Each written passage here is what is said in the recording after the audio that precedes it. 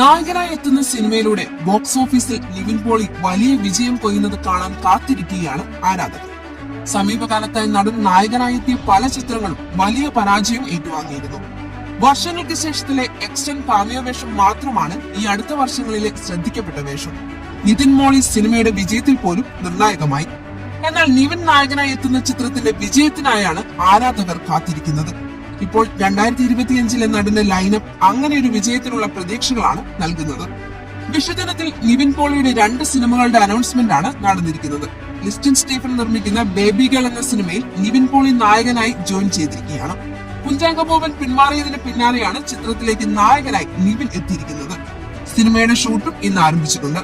ബോബി സഞ്ജയ് തിരക്കഥ രചിക്കുന്ന ചിത്രം ഗരുഡനിലൂടെ ശ്രദ്ധേയനായ അരുൺ വർമ്മയാണ് സംവിധാനം ചെയ്യുന്നത്.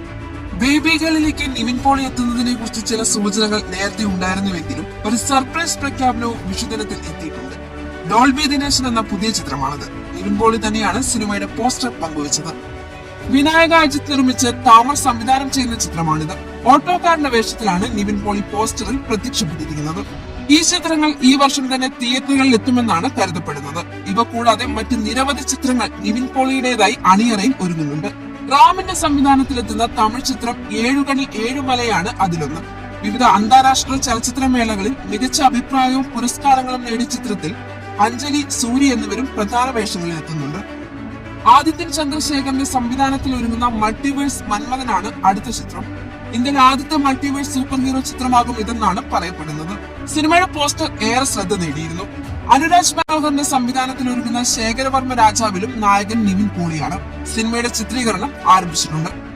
ലവ് ആക്ഷൻ ഡ്രാമയ്ക്ക് ശേഷം നയൻതാരയും നിവിൻ പോളിയും ഒന്നിക്കുന്ന ഡിയർ സ്റ്റുഡൻസ് ആണ് മറ്റൊരു ചിത്രം. നിവിൻ പോളി ചിത്രത്തിന്റെ നിർമ്മാണത്തിലും പങ്കാളിയാണ്. സിനിമയുടെ ചിത്രീകരണം മാർച്ചിൽ പൂർത്തിയായി. സൂപ്പർ ഹിറ്റായ ആക്ഷൻ ഹീറോ ബിജുവിന്റെ 2ാം ഭാഗവും പ്രീ പ്രൊഡക്ഷൻ സ്റ്റേജിലാണ്. പാച്ചുവും അത്ഭുത വിളക്കിന് ശേഷം അഖിൽ സത്യൻ സംവിധാനം ചെയ്യുന്ന ചിത്രത്തിലും നിവിൻ പോളിയാണ് കേന്ദ്ര കഥാപാത്രമായി എത്തുന്നത് എന്നാണ് റിപ്പോർട്ടുകൾ. വ്യത്യസ്തമായ റോളറുകളും കഥാപാത്രങ്ങളുമായി എത്തുന്ന ചിത്രങ്ങളാണ് ഇവയെല്ലാം.